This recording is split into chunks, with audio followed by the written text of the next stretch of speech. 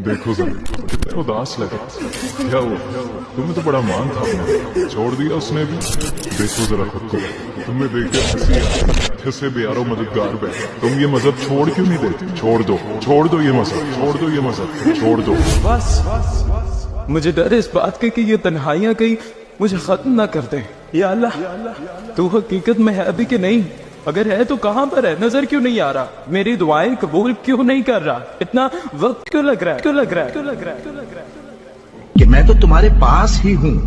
जब कोई पुकारने वाला मुझे पुकारता है तो मैं उसकी दुआ कबूल करता हूँ। तो उनको चाहिए कि मेरे हुक्मों को माने और मुझ पर ईमान रखें ताकि नेक रास्ता पाए। और हम ही ने इंसान को पैदा किया है और जो ख्यालात उसके दिल में गुजरते हैं हम उनको जानते हैं, और हम तो रगे जान से भी ज्यादा उसके करीब हैं। यही औसाफ रखने वाला अल्लाह तुम्हारा परवरदिगार है। उसके सिवा कोई माबूद नहीं। वही हर चीज का पैदा करने वाला है, तो उसी की इबादत करो, और वो हर चीज का निगरान है। वो ऐसा है कि निगाहें उसका इदराक नहीं कर सकती, जबकि वो निगाहों का इदराक कर लेता है। और वो भेद जानने वाला है, खबरदार है। और तुम्हारे परवरदिगार ने फरमाया है कि तुम मुझसे दुआ करो, मैं तुम्हारी दुआ कबूल करूंगा। अल्लाह ऐसा खबीर और बसीर है कि कोई चीज उससे पोशीदा नहीं, न जमीन में और न आसमान में।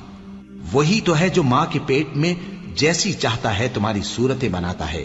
उस गालिब हिकमत वाले के सिवा कोई इबादत के लायक नहीं। देखो, अल्लाह की मदद अनकरीब आया चाहती है।